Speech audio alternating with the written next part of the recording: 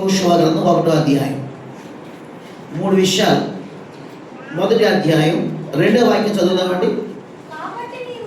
యెహోషువ గ్రంథం తీయగలిగారా? అందరూ ఒకసారి యెహోషువ గ్రంథం బైబిల్ అందరికీ బైబిల్ ఉన్నాయండి? దయచేసి యెహోషువ గ్రంథం ఓకే మొదటి అధ్యాయం 2వ వాక్యం చదవండి. కాబట్టి నీవు లేచి నీవును ఈ జనులందరూ ఈ యోర్దాను దాటి నేను ఇజ్రాయేలుకు ఇచ్చుచున్న దేశమునకు వెళ్ళుడి. నేను మోషేతో చెప్పినట్లు మీరు అడుగుపెట్టు ప్రతి స్థలమును మీకు ఇచ్చుచున్నాను. అరణ్యమును ఈ లెబానోను మొదలుకొని మహానది అయిన యూఫ్రటీసు నది వరకును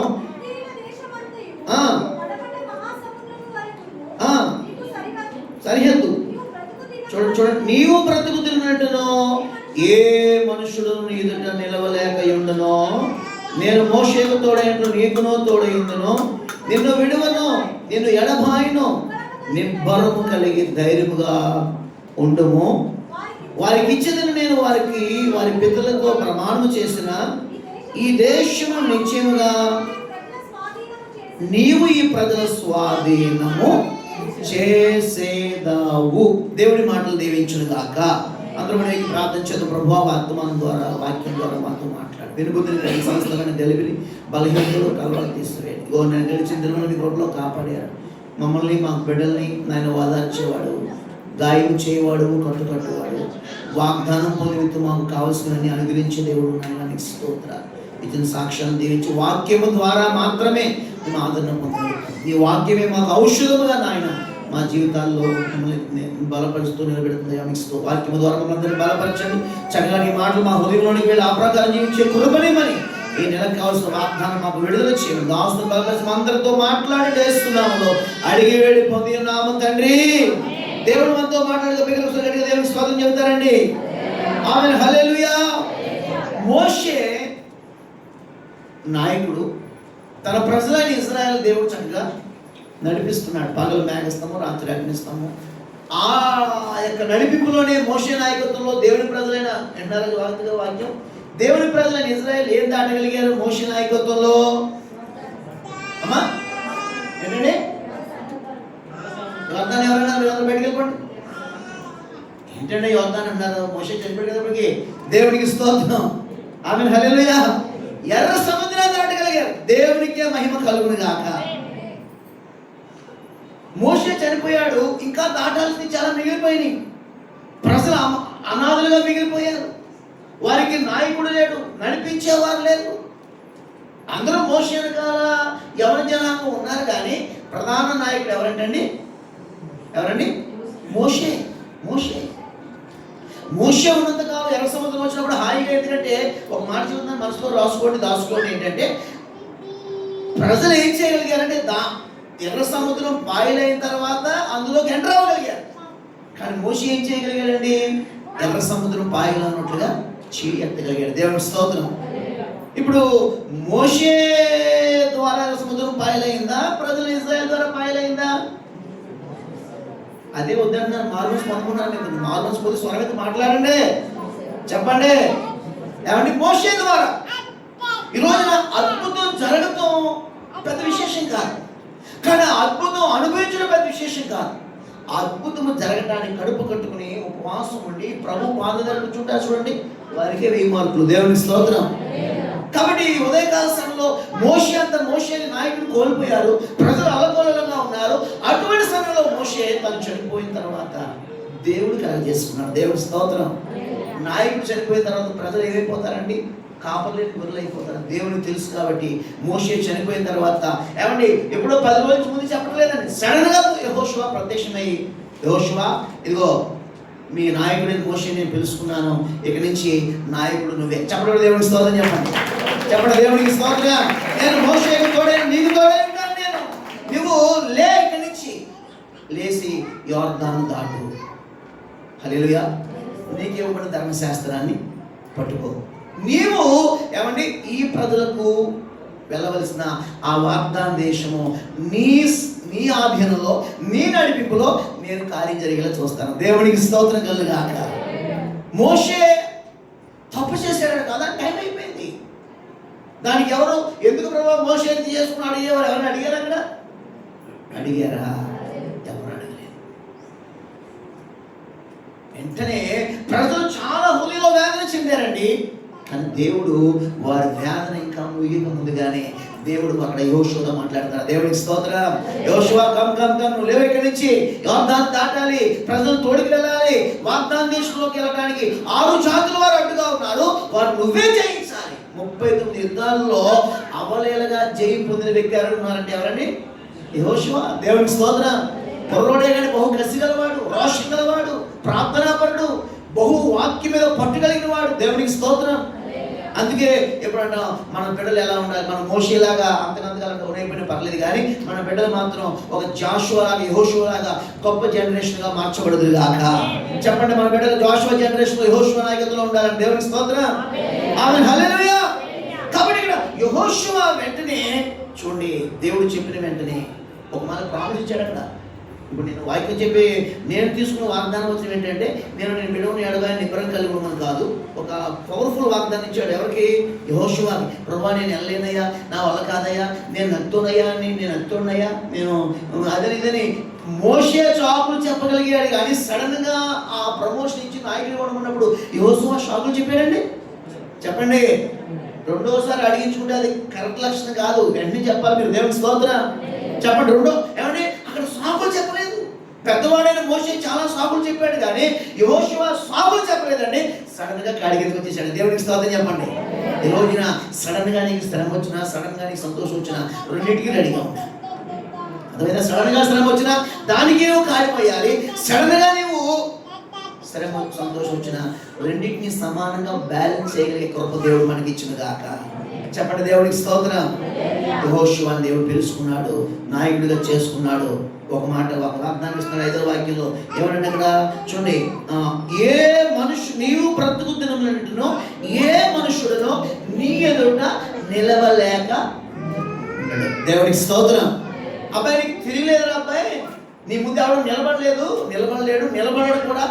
ఎందుకంటే ఆయనకి వ్యతిరేకంగా పోరాడే ఆయుధం కూడా వర్దెలదండి. ఖచ్చితంగా వర్దెలో కానీ అక్కడ ల్యాండ్ అవుతాయి. దేవుడి స్తోత్రం. మన పక్షంగా ఏమండి ఏది మీకు ఎంత మాత్రం ఆయన చేయదన్నాడు, కానీ అపాయాలు రావని చెప్పాడండి, ఆపదలు రావని చెప్పాడా? మాట్లాడాలి. మీరు స్పూన్ పిడికి వస్తుంది, ఏకీపించాలి. దేవుడికి స్తోత్రం. ఏమండి అపాయాలు రావని చెప్పాడా? శ్రమలు రావని చెప్పాడా? వస్తాయి, వాటిలో నేను మీకు జయము ఇస్తాను, మీకు విడుదల ఇస్తాను, ఇందులో నిలబడి వారికి స్వాస్థ్యం ఇస్తానని చెప్పాడు. ఇక్కడ సేమ్ ఏంటంటే యెహోషువకి ఒక వాగ్దానం ఇచ్చాడు. ఈ మాట మనం తీసుకుందామా? ఏంటంటే ఆయనకి ఇవ్వబడిన వాగ్దానం, నీవు బ్రతుకు దినములన్నిట ఏ మనుషులు ఎదుట నిలవలేడు. దేవునికి స్తోత్రం. చెప్పండి, ఆమేన్, హల్లెలూయా. డైరెక్ట్ గా వాక్యంలోకి వెళ్తున్నాను. ఇక్కడ యెహోషువతో దేవుడు చెప్పిన వెంటనే యెహోషువ తానున్న స్థితిలోంచి ఏమయ్యాడండి?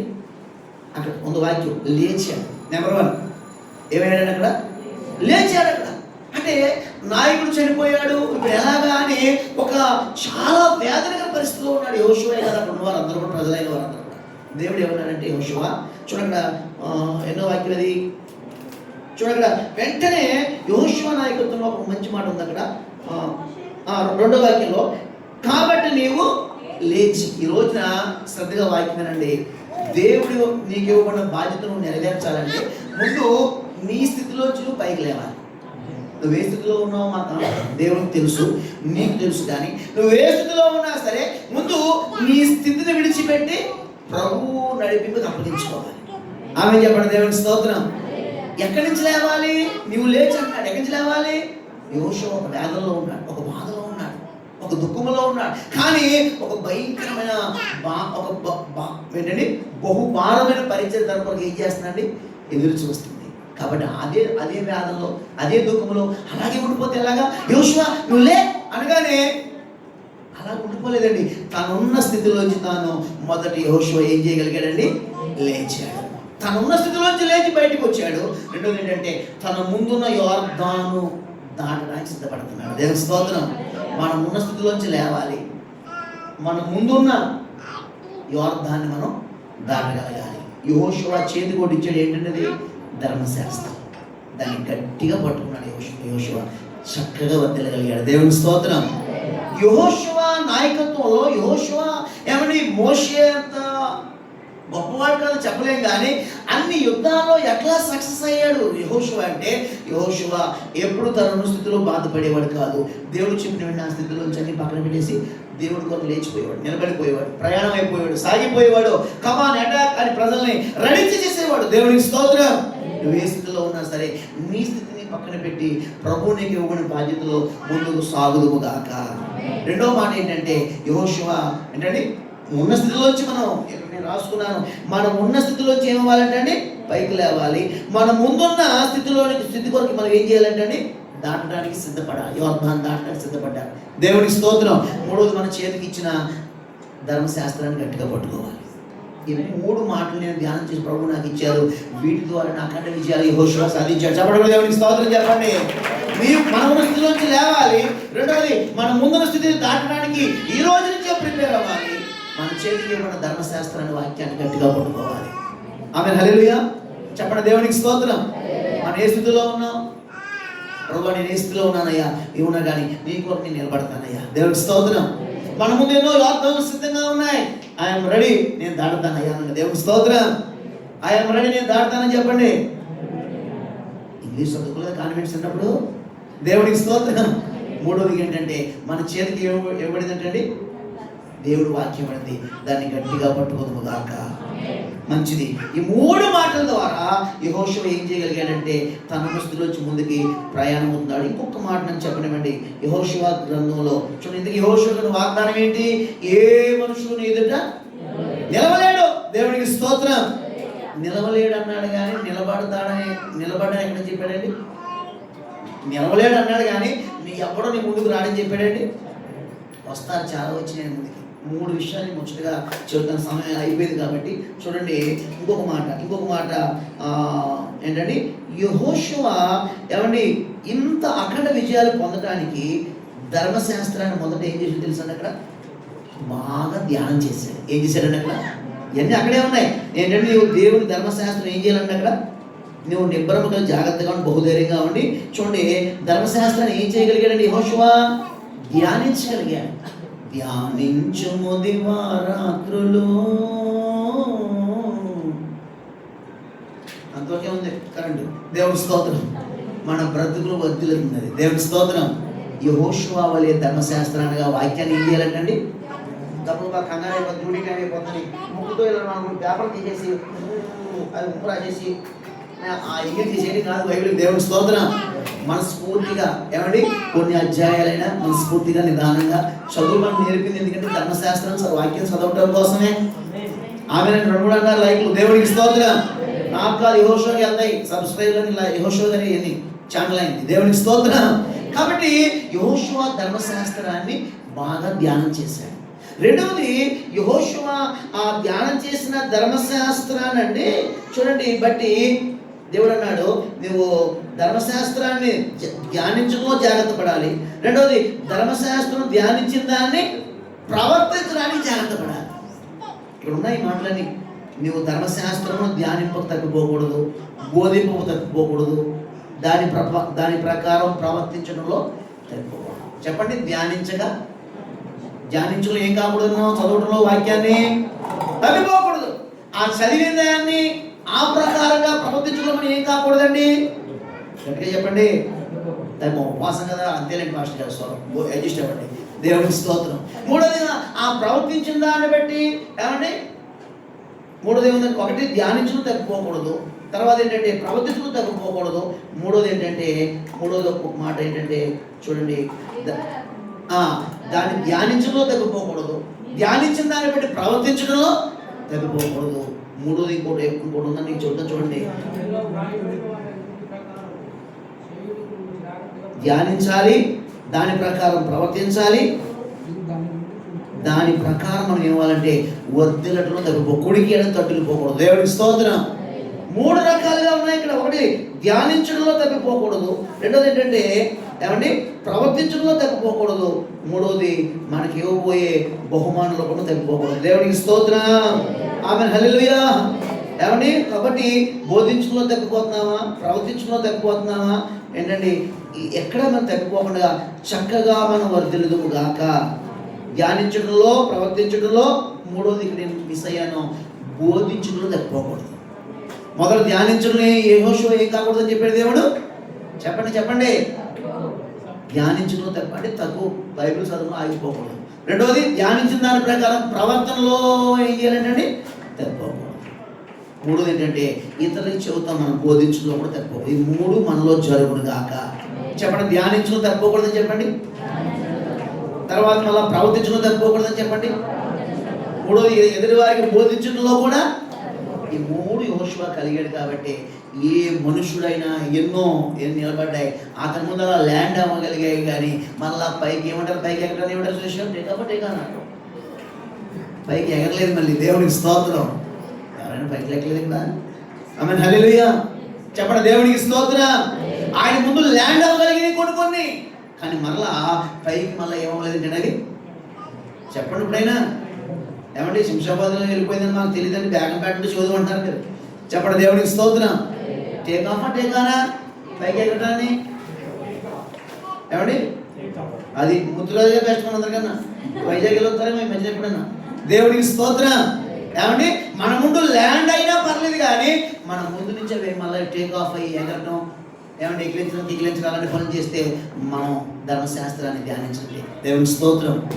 ఏ మనుషుని ఎదుట ఈ నెలకి ప్రభు మనకి ఇచ్చిన వాగ్దానం ఏది మన ముందు నిలబడలేదు, ఏది మన ముందు విజయం పొందలేదు. ఆయన వ్యతిరేకపడి ఏ ఆయుధం కూడా, కానీ చాలా ఆయుధాలు మన ముందు వస్తాయండు. చాలా మంది ల్యాండ్ అవుతాయి, మనల్ని అపహాస్యం చేస్తాయి, అవమానపరుస్తాయి, హృదయంలో దుఃఖం ఎక్కువ చేస్తాయి, మనల్ని తలకిందులు చేస్తాయి. కానీ యెహోషువ వలె మనం దేవుని ధర్మశాస్త్రమును ధ్యానించడంలో, ప్రవర్తించడంలో, బోధించడంలో తప్పిపోకుండా ఉంటే కనుక యెహోషువకు తోడైన దేవుడు, మోషేకు తోడైన దేవుడు నీకు నాకు మనకు తోడై ఉండి మనకు ఇవ్వబోయే వాగ్దానం స్వదించులాగా చేయునుగాక. చెప్పండి, దేవునికి స్తోత్రం. మరి ఏది కూడా నీ ముందు నిలబడలేదన్నాడు కదా, మరి యెహోషువ దేవుడు నిలబడ్డాయంటారా? ప్రాముఖ్యంగా మూడు నిలబడ్డాయి యెహోషువ ముందు.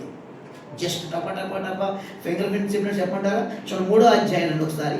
యెహోషువ చిన్నవాడే కానీ ఆయన ముందు ఏం నిలబడింది? 3వ అధ్యాయం మొదటి మాట అవుతారా? యెహోషువ లేచినప్పుడు అతడును ఇశ్రాయేలులందరూ షిత్తీము నుండి బయలుదేరి యోర్దానుకు వచ్చి దానిని దాటుటకు అక్కడ నిలిచిరి. 3 దినములైన తర్వాత తిరుగులట్టుకు చాలా మా దేవుడి మాటలు దీవించునుగాక. మొట్టమొదటిగా యెహోషువ నాయకత్వంలో కొత్తగా నాయకుడు అయ్యాడు. ప్రజలందరి ముందు తిరగబడ్డారు, తర్వాత లోబడ్డారు. మోషే నాయకత్వం గొప్పగా ఉంది. నాయకత్వం. నాయకుడు చిన్నోడండి, డ్రైవర్ ఏమో పిల్లోడండి, కూర్చున్నోళ్ళందరూ ముసలోడండి. పెద్దోళ్ళు అనుకుందాం బస్సులో, వాళ్ళకి నెమ్మది ఉంటుందండి. నా మొహం చూస్తూ వాక్యమేనండి. కుర్రోడు 14-12 సంవత్సరాలే, లైసెన్స్ అన్నీ ఆడకుండా జస్ట్ నేను చూస్తున్నాను. పెద్ద అందరూ బస్సు ఎక్కుతారా? ఇది వదిలేండి, నెక్స్ట్ బస్సుకి వెళ్తాం అంటారు. దేవుడికి స్తోత్రం. డ్రైవర్ ఆడట్లేదు అక్కడ. డ్రైవర్ ఏదో విగ్రహంలాగా అలా ఉంటే కుదరదు. ఏమండి, అతను ఎత్తు లావు మనకు అవసరం. అతడు స్కిల్ నైపుణ్యత కలిగి ఉండాలి, చక్కగా వచ్చి ఉండాలి. దేవుడికి స్తోత్రం. ఇప్పుడు యెహోషువ కుర్రడైపోయాడు, నాయకత్వం పెద్దది, నడిపింపు పెద్దది, వెనకాల ముదురు పెద్దోడు. కానీ యోర్దాన్ దగ్గరికి వెళ్ళారండి, 3 రోజుల దాకా అక్కడ నిలబడిపోయారు. ఎందుకని? యోర్దాన్ మామూలుగా లేదు, అది వరదల కాలం, గట్ల నుంచి ప్రవహిస్తుంది. వారి పంటలు నాశనం చేసేసి యోర్దాను ఏకంగా సవాలిస్తుంది. రారా యెహోషువ చూసుకుందాం అన్నట్టుగా. ఏదరా నేను మీ నాయకుడినే నేనంటే భయపడ్డాడు. ఆఫ్టర్ ఆల్ పిల్లకాయకి ఉన్నట్టుగా ముందు ఏముందంటే అక్కడ యోర్దాన్ ఉంది, వెనకాల ప్రజలు. చెప్పాం కదా, పెద్దోడిని ముద్దులు పెట్టాం. ఈ పిల్లబచ్చాను ఎంతసేపు ఈ కుర్రని ఏం చేయగలుగుతాం, జగగలుగుతారండి. దేవుడేమో నాయకుడు అంటే నమ్మేస్తున్నాడు, మనం వెనకాల గుర్రులోకి వెళ్ళిపోతాం. ఏ అంటే మన కరమిలా అనుకుని చాలా గుసగుసలు వస్తున్నాయి. ఇవన్నీ దేవుడికి కనపడుతున్నాయి, యెహోషువ కనపడుతున్నాయి. సౌండ్ అంతా సైలెంట్ అయిపోయింది. దేవుడి స్తోత్రం. దేవుడు కార్యం చేసేముందండి, తుఫాన్ వచ్చే ముందు అన్నీ ఎలా ఉన్నాయండి. ఒకసారి ఇక్కడికి వచ్చిన పాస్టర్ శ్రీనివాసరాజు గారికి ఎలా ఉందని వాతావరణం అంటే చాలా సైలెంట్గా ఉందండి. కానీ ఏంటో తెలుసా, తుఫాన్ రాబోతుంది. అదేంటంటే తుఫాన్ వచ్చి ముందు అలాగే ఉండదండి. మా చిన్నప్పుడు 76 86 వచ్చిందంట, కొన్ని గంటలు సైలెంట్ అయిపోయిందంటే ప్రపంచం దేశం అంతా, భయంకరమైన తుఫాన్ వచ్చేసిందండి. హల్లెలూయా.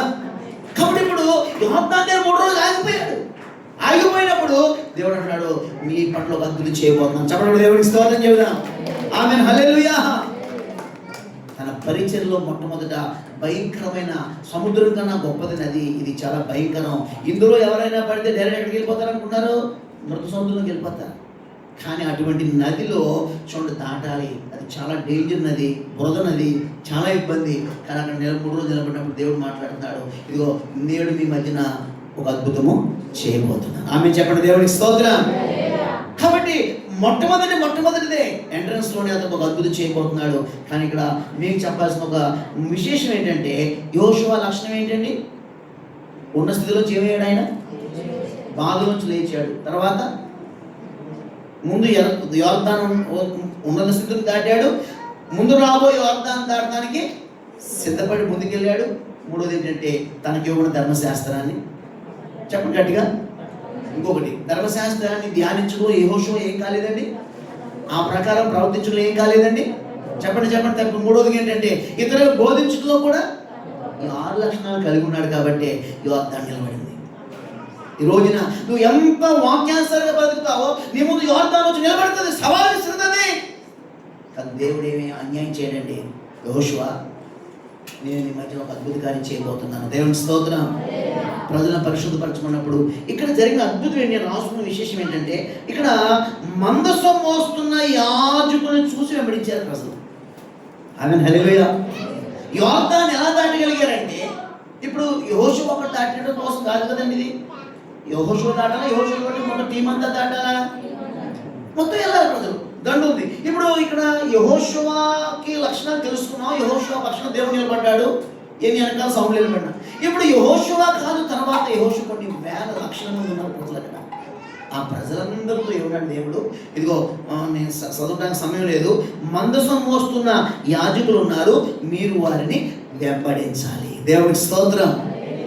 యెహోషువకే కాదు, ఈ రోజున మనకు కూడా కొన్ని యోర్దాను ఎదురుగా ఉన్నాయి లేవా అండి? ఉన్నాయి లేవా? మీకు లేవు, మాకు చాలా ఉన్నాయి. దేవుడికి స్తోత్రం. అవి దాటాలంటే ముందు మందసం మోస్తున్న యాజకులు మనం కలిగి ఉండాలి. ఆమె చెప్పలేదు ఎవరు? మందసం మోస్తున్న యాజకులు కలిగి ఉండాలి. ఎవరో ఒక సేవకుడిని కలిగి ఉండడం కాదు, ఎవరో ఒక యాజకుడు కలిగి ఉండడం కాదు. నీ యాజకుడు, నీ సేవకుడు, మీ నాయకుడు ఎవరై ఉండాలంటే మందసం మోసే ఆ పదస్కంధాలు కలిగిన వాడిగా ఉండాలి, ఆ భారం కలిగిన వాడిగా ఉండాలి. అట్టి టీంలో నీవు ఉండాలి, అట్టి సంఘంలో నీవు ఉండాలి. దేవునికి మహిమ కలుగును గాక. ఎందుకంటే ముందున్నది మామూలుది కాదని, ప్రజల జీవితాన్ని అల్లకల్లం చేసే పరిస్థితి రాబోతుంది. యోర్దాను. దేవుని స్తోత్రం. అది నువ్వు దాటలేవు, నీ యాజకులు సహాయంతో దాటాలి. నీ యాజకుడు కూడా దాటాలంటే నీ యాజకుడు ఏమై ఉండాలంటే మందసాన్ని మోసే యాజకుడై ఉండాలి. అతను నీకు ముందు నడిచేవాడై ఉండాలి.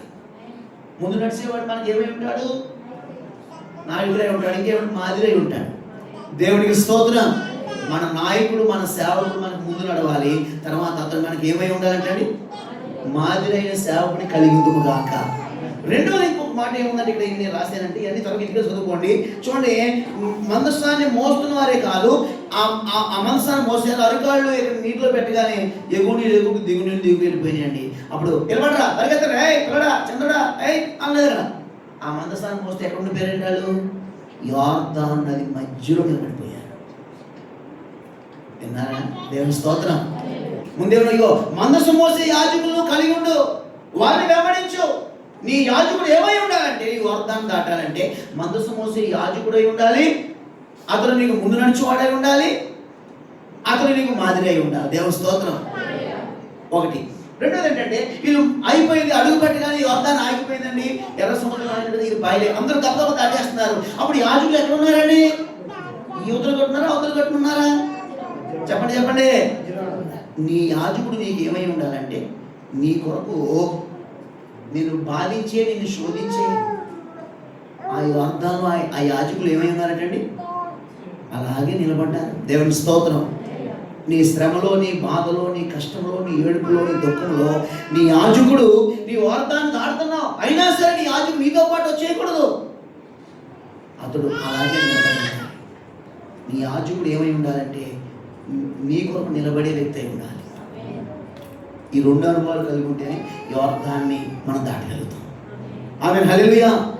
యాజకులు కంపల్సరీ వారు మందసం కలిగి వారే ఉండాలి, ముందు నడిచే వారే ఉండాలి, భారం కలిగి వారిగా ఉండాలి. నీకు ముందు నడిచి మాదిరే ఉండాలి. ఒకటి నీ కొరకు నిన్ను ఇబ్బంది పెట్టే దాని కొరకు వారు ఈ ఆఖరి వరకు కూడా నీ తుది శ్వాస వరకు వారు ఏమై ఉన్నారండి? ఇక్కడ ఆ యోర్దానులు ఏమై ఉన్నారండి? ఆ మనసాన్ని వస్తూ మధ్యలోనే నలుగురు. దేవుడికి స్తోత్రం. ఈ రెండు అనుభవాలు ఏ వ్యక్తి అయితే కలిగి ఉంటారో వారికి యోర్దానే కాదు, యోర్దాన్ తల్లి అమ్మమ్మ వచ్చినా సరే అవన్నీ ఏమంటే ఆరిపోయి పారిపోను గాక. చెప్పండి, దేవుడికి స్తోత్రం చెప్పండి. ఆమేన్, హల్లెలూయా. ఏ మనుషులు నీ ఎదురు నిలవలేనప్పుడు యెహోషువ ముందే కాదు ప్రజల ముందు కూడా యోర్దాన్ వచ్చిందా లేదా? కానీ నాయకుడికి ఇచ్చిన వాగ్దానం ప్రకారం ప్రజలు కూడా సేఫ్ అయ్యారా లేదా? మీ సేవకుడికి ఏ దర్శనం ఇవ్వబడిందో ఆ దర్శనం సేవకుడికి కాదు సంఘానికి కూడా ఉపయోగపడును గాక. ఏంటంటే మందసం గల సేవకుడు మనం కలిగి ఉండాలి, భారం గల సేవకుడు మనం కలిగి ఉండాలి. మూడోది ఏంటంటే నీకు ముందు నడిచేవాడే ఉండాలి. నీ ఉన్న స్థితిలో నీ కొరకు అలా నిలబడిపోయే సేవకుడు మనం కలిగి ఉండాలి. దేవుడి స్తోత్రం. వారు అలా ఉన్నారు కాబట్టి వారు ఏం కలిగేవారండి? యోర్దాన్ని. చెప్పండి, దేవునికి స్తోత్రం. యోర్దాను నిలబడగలిగింది, అడ్డు రాగలిగింది, కానీ వారిని ఆపగలిగిందా అండి? ఆపలేకపోయింది. దాటి వెళ్ళిపోతా ఉంటే ఏం చేయలేకపోయింది. దేవుడి స్తోత్రం. ఈ అబ్బాయి మనకి ఎంత మాత్రం ఏమీ కూడా చేయదు. రెండో మాట 26వ అధ్యాయంలోకి రెండో మాట చూడండి. ఏంటంటే మొదలకి ఏ మనుషులు ఎదుట మనుషులు నిలబడలేదు, కానీ నది ఒక నది నిలబడింది. అయినా సరే దేవుడు దాన్ని చూసుకున్నాడు. దేవుని స్తోత్రం. రెండవ మాట చూస్తే చూడండి, 6వ అధ్యాయంలో మాట ఉందండి. 6వ అధ్యాయమా? ఎస్. ఆ కాలమున ఇశ్రాయేలీయులు భయం చేత ఎవడనో వెలుపలికి పోకుండానో లోపలికి రాకుండా ఎరుకో పట్టణ ద్వారము గట్టిగా మూసివేయబడి ఉండెను. అప్పుడు యెహోవా యెహోషువతో ఇట్లా చూడుమో, నేను ఎరుకోను దాని రాజును పరాక్రమము గల శూరులను. గట్టిగా చెప్పడం దేవుని స్తోత్రం చెప్పండి.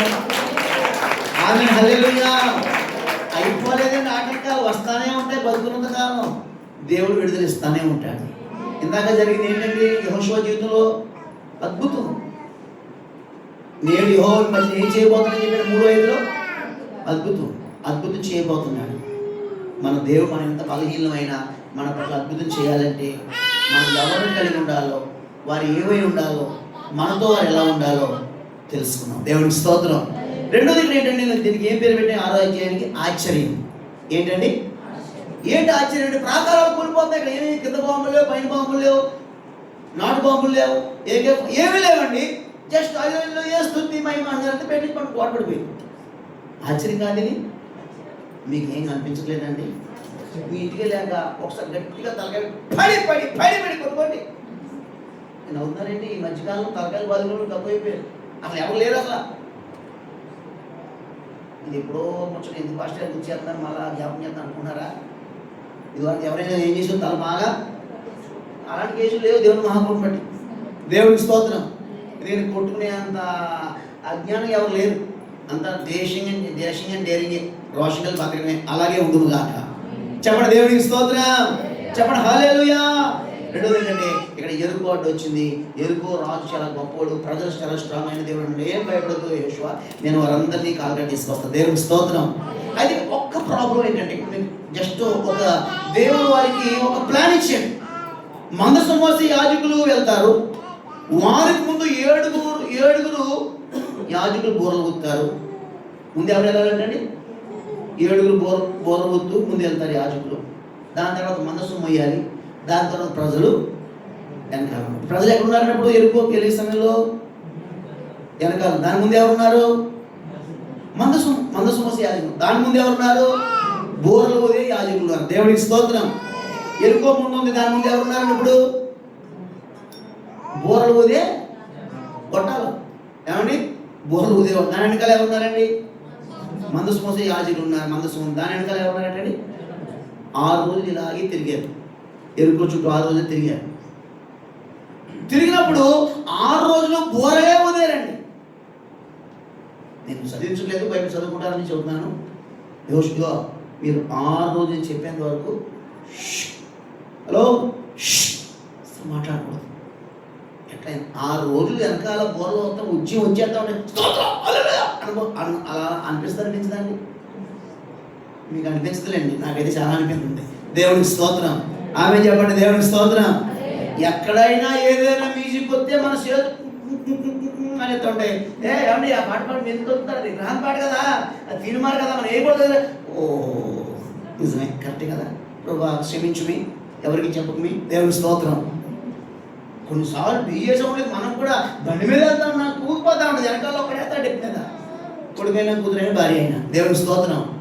మూమెంట్ అన్ని చోట్ల ఉండకూడదు. మనం ఎక్కడ మూమెంట్ ఉండాలి అక్కడే మూమెంట్ ఉండాలి. యథార్థంగా జర్నీ కూడా ఒప్పుకోలేకపోతున్నారు, అయినా నేను అర్థం చేసుకున్నాను, ప్రభు క్షమించాలి. దేవుని స్తోత్రం. దేవునికి స్తోత్రం.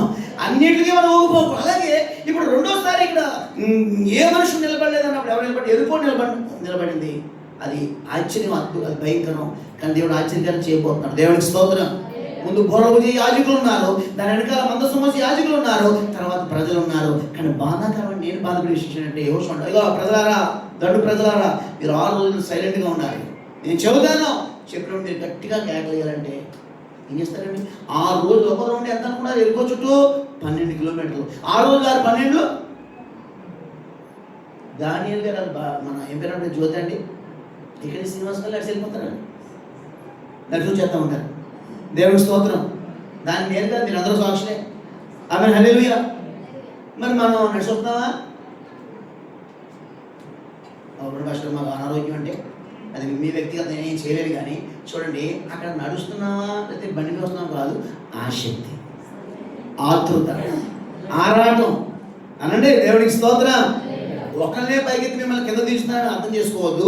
చూడండి, చిన్నప్పుడంటే పిల్లలు ఎదుగుతారు, చిన్నప్పుడు కూడా బర్రా బర్రా బర్రా రోడ్ అంటే లాగిపోయేవారండి. ఆసక్తి అండి. దేవునికి స్తోత్రం. మన దైనందిన జీవితంలో చూడండి, 6 రోజులు 72 కిలోమీటర్లు తిరిగారండి. 7వ రోజు యోషువ అన్నాడు, చూడండి, మరి ఇప్పుడు మీకు కథ చెప్పే కూడా సందర్భం కదలాగా 7వ రోజు ఏమంటాడంటే చూడండి, ఈ 6వ అధ్యాయంలో 17వ వాక్యంలో, ఈ పట్టణము దీనిలో ఉన్నది 20వ వాక్యం చదవండి. యాజకులు బూరల వదగా ప్రజలు కేకలు వేసి, ఆ బూరల ధ్వని వినినప్పుడు ప్రజలు ఆర్భాటంగా కేకలు వేయగా ప్రాకారము కూలిను. ప్రజలందరూ తమ ఎదుటికి చక్కగా పట్టణ ప్రాకారం ఎక్కి పట్టణము పట్టుకుంటారు. ఇక్కడికి చెప్పండి, దేవునికి స్తోత్రం చెబుదాం. ఆమేన్, హల్లెలూయా. 6 రోజులు మీరు మౌనంగా ఉండాలి. ముందు బోర్ల యాజకులు వెళ్తారు, తర్వాత మందసమోసి యాజకులు వెళ్తారు, మీరు వెనకాల రావాలి, సైలెంట్గా ఉండాలి. నేను చెప్పేంత వరకు నోరు ఎత్తకూడదు, మూసుకునే ఉండాలి. 6వ రోజు మాత్రం నీ నోరు బాగుగా తెరిచి గొప్ప గొప్ప కార్బాటంతో కేకలు. అంటే ఇది ఒక ఏంటంటారు, ఇది క్రమము. దేవుని స్తోత్రం. అంటే వాళ్ళంటే ప్రజలంటే ఇష్టం లేక పెద్దోళ్ళు అయినా సరే, ఎందుకు యెహోషువ ఈ పుట్టోడు మాట, యెహోషువ ఎవరి మాట ఎందుకు అందరూ అంటే క్రమం. అది ఒక క్రమముగా వారు 6 రోజులు ఏమయ్యారండి? 6 12 తిరిగే జరగలేదండి. 7వ రోజు మాత్రం 7 12 కాదండి, 7వ రోజున 7 రౌండ్లు వేసారు. 6 12 ఎంత చూసారు? 72. మరి 7వ రోజు ఎన్ని రౌండ్లు ఏంటండి? ఏ భాష గారు మీరు ఇంతసేపు వాకింగ్ మేము కూర్చోయాం, 1 గంట 30 గంటలు కుదురుతాం, కానీ ఆయన గంటన్నర లాగేస్తారు మీరు ఎక్కడ? హల్లెలూయా. దేవునికి స్తోత్రం. గమనించండి, 6 12 72. 7వ రోజున మేము 6 రోజులు మా కాలు ఇంటికి అలవాటు అయిపోయిందండి, ఫిక్స్ అయిపోయింది, లేకపోతే మేము చూడ అయిపోయాం. ఈ 7వ రోజు 7 రౌండ్లు వేయలేమండి, 1 రౌండ్ వేస్తా ఉన్నారండి వాళ్ళు. మాట్లాడండి. దేవునికి స్తోత్రం. యాజకుడు ఎలా చెబితే అలాగా క్రమానికి అలవాటు పడిపోయారు. దేవునికి స్తోత్రం. మనం దేనికి అలవాటు పడాలంటే, మన పట్ల అద్భుతం జరగాలన్నా, ప్రాకారాలు కూడాలన్నా, ప్రాకారాలు పడగొట్టేవాడు మనకన్నా ముందుగా వెళ్ళాలన్నా, ప్రాకారాలు దాటాలన్నా, పరిశుద్ధాత్మ కార్యం మన పట్ల జరగాలన్నా క్రమానికి మనం అలవాటు అవ్వాలి. ఆమె చెప్పండి. ఒక దైవికమైన క్రమానికి మేము ఏమవ్వాలండి? అలవాటు అవ్వాలి. ఆ క్రమమైన స్థుతి ఆరాధన చేయాలి. దేవునికి స్తోత్రం. క్రమముగా ప్రయాణం చేశారు, తర్వాత గంభీరంగా అంటే ఇప్పుడు నేను రెండింటికి కలిపి ఏం పేరు ఏంటంటే అక్కడికి కదిలించి క్రమమైన స్థుతి ఆరాధన చేయగలిగారు. దేవునికి స్తోత్రం. ఆశ్చర్యం జరిగింది. ఏ ఆయుధము అనుభవము లేకుండా అద్భుతంగా ఏమి పేరంటే చిక్కించుకున్నారు, ప్రకారాలు కూలిపోయి. దేవునికి స్తోత్రం. చెప్పండి, మొదటి మాట యెహోషువకి దేవుడు వాగ్దానం ఇచ్చాడండి, ఏ మనుషుని ఎదుట అంటే దేవుడు ఏమైనా అద్భుతం చేస్తాడని చేయలేదా? అద్భుతం చేయాలని ముందు ఏమయ్యారు వాళ్ళు? ఎవరు కలిగి ఉన్నారు? ఎవరు వెంబడించమని చెప్పాడు ప్రజలకి? ఏ రకమైన ప్రజలు ఏ రకమైన వారిని మీరు వెంబడించాలని చెప్పాడు యెహోషువ? మీ ముందు ఎవరు వెళ్తారు? మందసం మోస్తున్న యాజకులు వెళ్తారు, వారిని వెంబడించాలి. దేవునికి స్తోత్రం. రెండవది, మీరు ఎవరిని దాటి వెళ్ళాలంటే నీ కొరకు మందసం మోస్తూ నిన్ను బాధ పెట్టే, నిన్ను దుఃఖ పెట్టే యోర్దాను చూడు, దాని మీద కాళ్ళు పెట్టి నిలబడేవాడు ఉంటాడు, వాడిని నువ్వు కలిగి దాటి వెళ్ళాలి. దేవుని స్తోత్రం.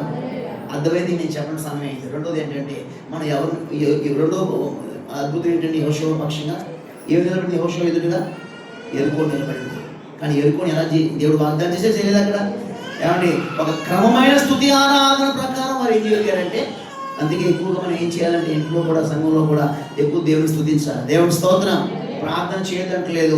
చూడండి, ప్రార్థనకు మించిన స్థుతి ఆరాధన చేస్తే ప్రాకారం పడగొట్టేవాడు మనం ముందుగా వెళ్ళి మన చుట్టూ ఉన్న ప్రాకారం దేవుడు కూల్చివేయను గాక, అపవాది వీళ్ళు లయపరచును గాక, దేవుని శక్తి మనకు నిరూపించును గాక.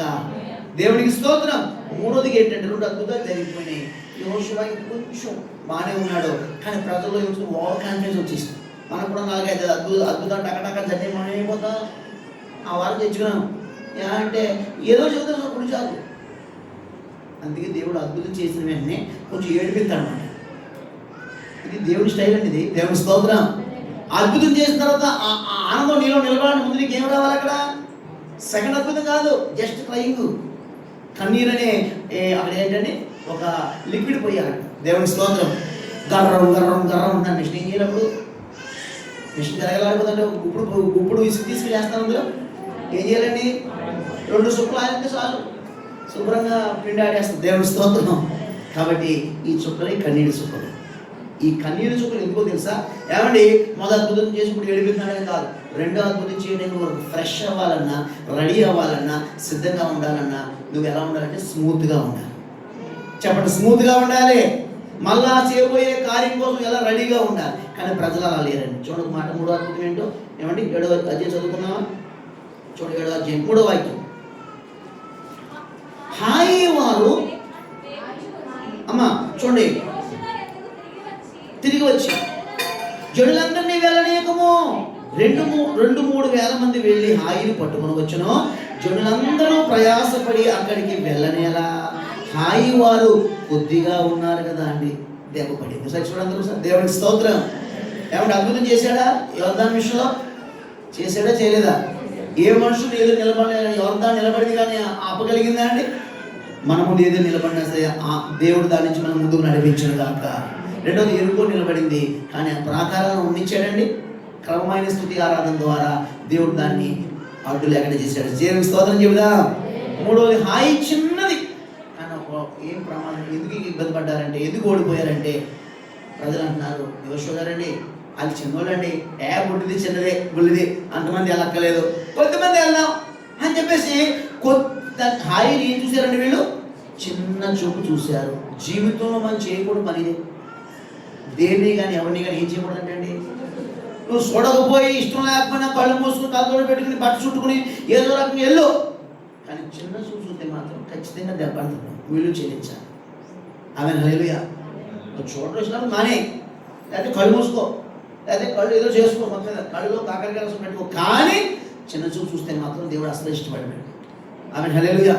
ఎందుకంటే మనల్ని చిన్న చూపు చూసాడా, గొప్ప చూపు చూసాడని మనల్ని? ఆయన కళ్ళలో కనికరం సార్. ఆ కనికరం కళ్ళతో మనం చూశాడు కాబట్టి ఇలా బతికి పట్టగానే ఇలా ఆనందించగలుగుతాం. దేవుడికి స్తోత్రం. చిన్న వారు అన్యులైనా చిన్న చూపు చూస్తే దేవుడు ఇష్టపడలేదు. వీరికి బుద్ధి రావాలని కొన్ని వందల మంది చనిపోయారంట. యెహోషువ బాధపడతా ఉంటే, ఏం ప్రభా అంటే శాపగ్రస్తమైన నీ ముందు ఉంది. కానీ ఇంకోటి ఏంటంటే, మీరు చిన్న చూపు చూసారు. ఆయన చిన్నదనుకుని ఎప్పుడు ఎదంటే పెద్దలో చిన్న కోమను కూడా పెద్ద గర్వతో, అలాగే ఈ రోజున చిన్న శోధన అయినా మన ప్రార్థనా స్థాయి తగ్గిపోకూడదు. దేవుని స్తోత్రం. మరి హాయిని జయించలేకపోయారు. దేవుడు తనకు మరి వాగ్దానం ఇచ్చాడు. వాగ్దానం అలా పోయిందంటారా? 8వ అధ్యాయం జస్ట్ ఒక మాట, ఇది ఏమైనా లోపలికి వెళ్ళాం, జస్ట్ ఎంట్రన్స్ లోనే చూడండి. మరియు యెహోవా యెహోషువతో ఇట్లా, భయపడకమో, దేవునికి స్తోత్రం, జడియకమో, హల్లెలూయా, యుద్ధ సన్నద్ధులైన వారి అందరినీ తోడుకుని హాయి వారి మీదకి పొమ్ము, హల్లెలూయా. చూడము యెహోషువ, నేను హాయి రాజును, అతని జనులను, అతని పట్టణములను, అతని దేశమును నీ చేతికి అప్పగించుచున్నాను. హల్లెలూయా. నువ్వు ఎరుకోకును వారి రాజులకును ఏమి చేసిందో అదే హాయి వారికి వారి రాజులకు చేసేదను. అయితే చూడండి మాట, నీవు దాని సొమ్మును పశువులను మిగుల కొల్ల దోచుకోవలను అండర్లైన్ చేసుకోనమాట. పట్టణపు పడమటి వైపున మాటుగాండ్రను ఉంచుము. దేవుడి మాటలు దీవించును గాక. అండర్లైన్ దిస్ వర్డ్, మాటుగాండ్రను ఉంచాలి అనండి ఒకసారి. మాటుగాండ్రని, మాటుగాండ్రని తెల్లరగట్టలు దొంగతనం చేయడానికి అర్థం కాదు. దేవుడి స్తోత్రం. మాటుగాండ్ర అంటే సంఘంలో ప్రార్థనా పరులు. దేవుడి మాటలు దీవించును గాక. ఏమండి హాయికి ఇప్పుడు ఎప్పుడు వెళ్ళారంటే ముందు వెళ్ళిపోయారు, రాత్రి కానీ వెళ్ళిపోయారు. యెహోషువ రాత్రి అంతా ఆ ఏరియాలో ఉన్నాడు, యుద్ధం జరిగే ఏరియాలో ఉండి. వారికి తెలియకండి కానీ యెహోషువ ఏం చేశాడంటే ముందు కొన్ని వందల మందిని మాటుగాండ్ర మీద పోయి ఇక్కడ దాక్కో, ఇక్కడ దాక్కో, ఇక్కడ దాక్కో, ఇక్కడ ఉండు, ఇది చెత్తకుప్పు నాయన, రమేష్గా పండగ ఎలా ఉండు, నేను సిగ్నల్ ఇచ్చినప్పుడు ఒకేసారి యుద్ధం చేయని పెంట కుప్పు దగ్గర, చెత్త కుప్పు దగ్గర, ఏమండి ఆ దగ్గర, ఈ దగ్గర, ఎక్కడ కొన్ని వందల మంది మాటుగాండ్రని ఏ ప్లేస్లో యెహోషువ సెట్ చేశాడో అలా ఉండిపోయారట. దేవుడికి స్తోత్రం. దేవుడు మనకి ఏదైతే ఇచ్చాడో ఆ స్థలంలో మనం ప్రార్థనాత్మక కలిగి అలాగా నిలబడితే చాలు. ఒకరోజు నీ ద్వారానే హాయి లాంటి వారికి మళ్ళీ మనకు విజయం పోతుంది, హాయి నుంచి మనకు విడుదల పోతున్నాడు. దేవుడికి స్తోత్రం. ఒక ప్లాన్ ఇచ్చాడండి. ఇదివరకులా కాదు, చిన్నసూపులు మా బుద్ధి వచ్చినాయి. ఇప్పుడు యెహోషువ నీకు వాగ్దానం ఇచ్చాను కానీ ఆలు మాట్లాడినావేంటి నువ్వు? వాగ్దానం నీకుందా వాళ్ళకుందా? నువ్వు యాజకుడు, నాయకుడు నువ్వా వాళ్ళ? కాబట్టి వారిని బట్టి నువ్వు ఇబ్బంది పడ్డావు. ఇక్కడి నుంచి వారి మాట కాదు, నా మాట నీవు వినాలి, నీ మాట వాళ్ళు వినాలి చెప్పేసి ఒక ప్లాన్ ఇచ్చాడు. ఇచ్చి ఈ ప్రకారం ముందుగానే లోపల మాటుగాండ్రను పెట్టు అంటే రహస్యంగా ఒక్కొక్క స్థలంలో నక్కేసి ఉంటారన్నమాట అన్నాడు. కాబట్టి కనబడేలాగా మాత్రం ఈ యెహోషువ టీం అంతా వెళ్ళారు. వెళ్తా ఉంటే ఊరవతలకి వెళ్ళిపోయారండి వీళ్ళు. ఊరవతలకి వెళ్ళేసరికి వచ్చేసారు ఇజ్రాయేళ్ళు. గతంలో వీళ్ళు వేసేద్దాం చూసేద్దాం అని చెప్పితే వీళ్ళు కొంచెం నటించారు. బాబోయ్ భయమేస్తాను, ఇంకొకట్లా ఓడిపోయారు కదండి. ఇప్పుడు కూడా ఓడిపోయినట్టుగానే ఓడిపోతుందో నటించారు. అలా దూరంగా ఊరవతలు తోలిపోయారు కొంతమంది. కానీ ఇలా ఊర్లో ఎవరున్నారండి? ఆల్రెడీ యెహోషువ రాత్రి ఎవరు పెట్టాడు అక్కడ? ఆయన మొత్తం తగలబెట్టేశారు. ఊరంతా క్యాకెలు పెడుతున్నాయి. ఏమండి కొంతమందిని ఇంచుమించుగా ఒకడుగానే ఎవరు తోలిపోయారు. ఎవరిని? ఇశ్రాయేల్. ఎవరు? హాయి వారు. ఈలోపు ఈ బ్యాంకాల్లో ఉన్న హాయి పక్షం ఏమైపోతుంది? పొగలు రావాలి. ఎంత చూడగానే పొగలా పొగలా పొగలా అని చెప్పేసి మళ్ళా వారి ఓళ్ళు కాపాడు ఎంత వస్తున్నారు లేదని అక్కడ వస్తున్నారా? ఆయన ఆ ముందు ఎవరు ఉన్నారని పారిపోతారా? ఇజ్రాయేల్ ఉన్నారు. ఆల్రెడీ ఊర్లో నిప్పంటించింది ఎవరు? మాటగాడాలి. దేవుడు పెట్టలే, ముందు దేవుడు పెట్టలే, మధ్యలో ఎవరున్నారు? కథకజ్జికి మన ఇంటికి. దేవుడి మాటలు దీవించును గాక. ఒక ప్లాన్ ప్రకారం నిలబడితే దేవుడు కార్యం చేయను గాక. చిన్న సూపు, ఆ సూపు, ఈ సూపు కాదు, అదంతా వదిలేయండి. మాటుగాండ్రు లేకపోతే మనం ఎంత చిన్న సమస్యలను ఏమైపోతామండి? ఓడిపోతాం. మాటుగాండ్రు అంటే ఎవరు అనుకున్నారు? తలుపు ఇరుకుని దొంగలు దాక్కోవడం కాదు, ప్రార్థనా పరులే మాటుగాండ్రు. సంఘానికైనా కుటుంబానికైనా ఎవరు అవసరం అండి? మాటుగాండ్రు అవసరం. మాటు వేయాలి. శత్రువు ఎప్పుడు వస్తాడా? వేసి పడేద్దామని చెప్పేసి ప్రార్థనాత్మ కలిగి, దేవుని అభిషేకం కలిగి నువ్వు మాటుగా ఉండాలి, చాటుగా ఉండాలి. వాడు రాగానే యేసులో బంధిస్తాను కానీ ఎవడు బదులైపోతాడు. ఒక్కరు కూడా ఆమె అనలేదు. దేవుడు ఎలా దీవిస్తాడో అని నాకు బాధ అనిపింది నెలలో. దేవుడికి స్తోత్రం. ఆమెను హల్లెలూయా. దేవుడి మాటలు దీవించి ఆస్వాదించిన గాక. లేచినటువంటి ఇంటికి వెళ్ళాక ధ్యానం చేయండి. కొన్ని మాటలు నేను చెబుతాను. హల్లెలూయా. ప్రభువా మీకు వందనాలు. వాక్యం ద్వారా మాతో మాట్లాడినందుకు మీకు వందనాలు. నిజమే ప్రభువా. యెహోషువ దుఃఖంలో ఉన్నాడు. నాయకుడు లేడు, ఎలాగని దుఃఖంలో ఉన్నాడయ్యా. అద్భుతమైన నాయకుడు వెళ్ళిపోయాడు. ఎలాగ ఈ పరిస్థితి ఇప్పుడు అనుకుంటున్నప్పుడు యెహోషువ లేచి నిలబడు, నేను నీకు తోడై ఉన్నాను, భయపడమాక. నోరు తిరిగి అడగండి. మీరే పరిస్థితిలో ఉన్న యెహోషువ లేవండి. ఇక్కడి నుంచి మీ పరిస్థితి నుంచి బయటికి రండి. దేవుడు బిడ్డలారా, మన పరుగులు బయటకు వద్దాం. ముందున యోర్దాను దాటడానికి పరుగులు పెడదాం. మన చేతికి ధర్మశాస్త్రాన్ని పట్టుకుందాం. ధర్మశాస్త్రం బోధించడంలో కానీ ప్రవర్తించడంలో కానీ ఏమండి ధ్యానించడం తప్పిపోకుండా ఉంటాం. ఒకటి యోర్దాను ఎదురైంది కానీ ఆపలేకపోయింది.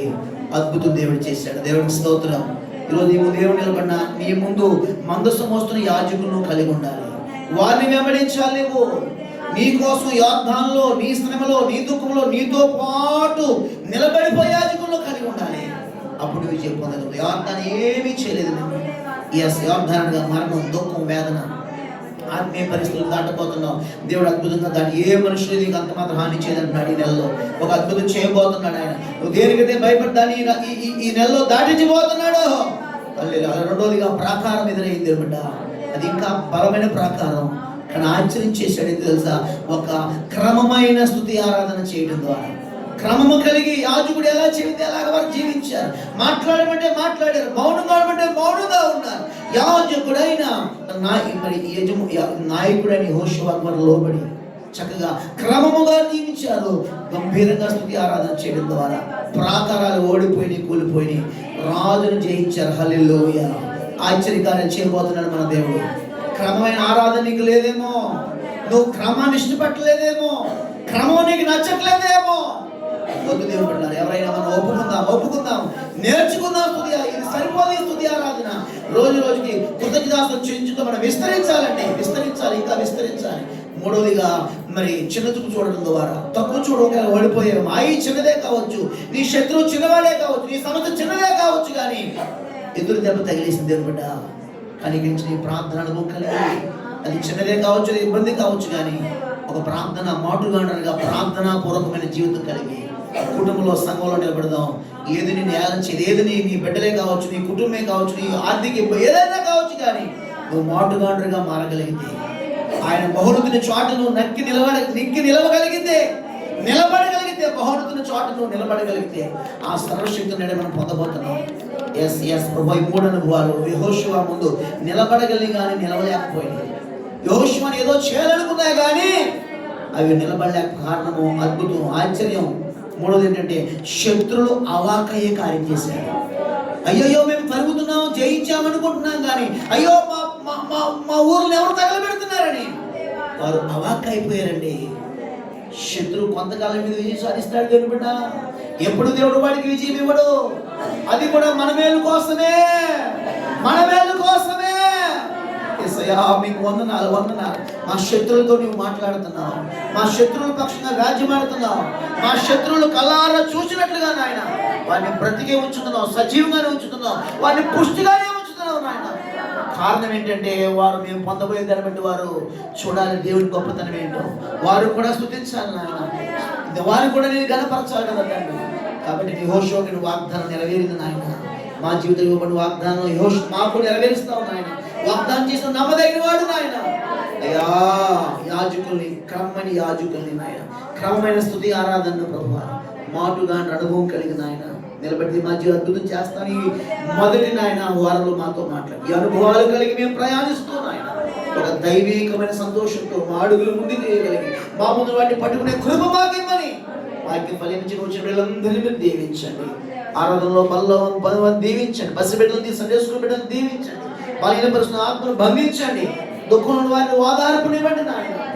విజయాల కోసం ఆయన మీరు ఇచ్చే ప్రతిఫలం కోసం వారందరి పక్షంగా జయపద ఎగరవేసిన ఆయన ప్రతి వారిని ఆయన అద్భుత రీతిలో, ఆశ్చర్యతలో, శత్రు అవాయకతలో వారిని నడిపించి విడిపించి మేలు చేయమని, అలాగే సాక్షి బిడ్డలను దీవించుకుని వారికి పదులు విడిపించాలి. ప్రేరేకృష్ణుడు రాసుకుందుకు మీకు వందనాలు కలుగుగా. ప్రత్యేకంగా 4 నుంచి 24 వరకు ఉపవాస దీక్షలో వెళుతున్నారు. ప్రతి బిడ్డ మీరు బలపరచండి అయ్యా. ఓ నాయన దైవజన దర్శనం, సంఘ దర్శనానికి మేమందరము మీ నడిపింపుకు లోబడిన ఆయన ఏమీ చేయట్లేదు. ప్రార్థన మాటుగంటగా మేము మారిపోవాలి. మమ్మల్ని ఓడించిన శత్రువుని మేము ఓడించాలి. అదే కసిలో మేము ఉండాలి. అలాంటి భాగ్యం అందరికీ అనుగ్రహించి వాక్యం వాళ్ళు ఫలింప చేయండి. వచ్చిన మనకి జరగవలసిన ఏదైనా పరిచయం మీకు అప్పగిస్తూ బిడ్డలందరూ హృదయాల్లో నెమ్మది, సమాధానం, దీవెన ప్రతి వారి చేతి బలి దీవెన ఆశీర్వాదం ప్రకటిస్తూ ప్రతి వారి కుటుంబంలో సమాధానం వేడుకుంటూ ఈ వాక్యం మా హృదయంలో ఫలింపు యెహోషువకు తోడైన దేవా మాకు మీరు తోడైన నెలంతా కూడా మీరు నడిపింపు చేస్తారు. మీ నాయకత్వంలో మమ్మల్ని ఉంచుకుని ప్రభువా నెమ్మదిగా నడిపించి మేలు చేసి మహిమ పొందగలరని యేసు నామములో పొంది ఉన్నాము తండ్రి. యేసు రక్తమే శిలువ రక్తమే ప్రభు యేసు రక్తం సంపూర్ణమైన విజయం అపవాది క్రియలంత నాశనము కలుగునుగాక. ఆమేన్. ఇప్పుడు మన పరమ తండ్రి అయిన దేవుని శాశ్వతమైన ప్రేమ, కుమారుడు యేసునాథుని కృప, పరిశుద్ధాత్మ దేవుని ఆదరణ, సమాధానం కూడిన మన సర్వలోక పరిశుద్ధులను సదాకాలం తోడై యెహోషువకు నడిపింపును కలుగజేసిన దేవుడే నీకు ఒక గొప్ప నడిపింపునిచ్చి నీ ముందు ఆయన బయలుదేరి ఈ నెలంతా ఈ గొప్ప కార్యాలు మన పట్ల జరిగించును గాక.